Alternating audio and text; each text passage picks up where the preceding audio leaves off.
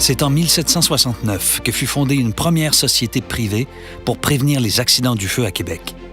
À cette époque, l'alimentation en eau est déficiente. Les cheminées des maisons sont rarement ramonées et les propriétaires entreposent de façon non sécuritaire paille, cendres et poudre à fusil. Avant mon arrivée au département du Feu, on retrouve à Québec 4 pompes à bras tirées par des chevaux. Celles-ci sont alimentées soit par une chaîne humaine et des seaux ou par les charroyeurs d'eau.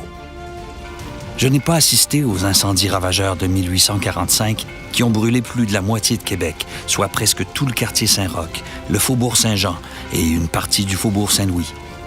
Toutefois, cette succession de conflagrations qui a laissé sur le pavé au-delà de 20 000 personnes va faire évoluer rapidement la sécurité incendie à Québec. En 1866, après un deuxième incendie majeur, le département du Feu embauche des pompiers à temps plein et crée les 6 premières casernes. À cette époque, de nouveaux équipements font leur apparition. Le télégraphe d'alarme, la tour à boyaux et la première pompe à vapeur. Jusqu'en 1912, les déplacements des pompes et des pompiers se font à l'aide des 80 chevaux, propriété du département du Feu. J'ai vu apparaître les premières voitures à essence et les premières échelles aériennes, venues alors moderniser le travail des pompiers de Québec.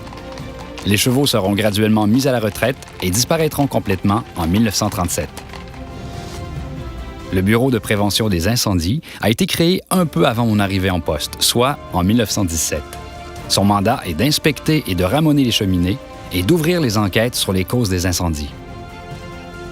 Dans les années 1940, apparaîtront de nouveaux véhicules utilisés pour les équipements spécialisés.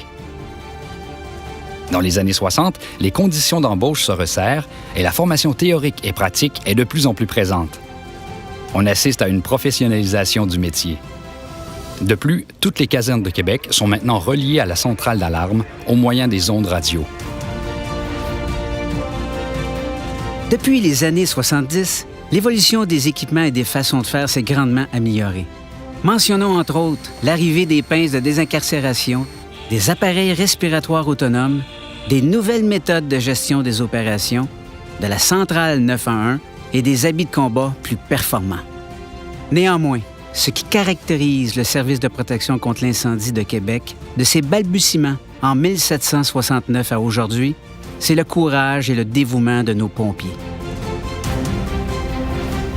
Pour les appuyer dans leur mission de toujours mieux servir le citoyen, nous devons proposer des moyens efficaces d'assurer la continuité du développement des méthodes de travail et des équipements de protection individuelle. Le métier de pompier demeure une profession exigeante et à risque. Nous devons donc mettre en place des moyens de détection de la condition physique à l'effort afin de prévenir les épuisements, les incidents cardiovasculaires et les décès, tout comme nous veillerons à reconnaître les cancers chez les pompiers.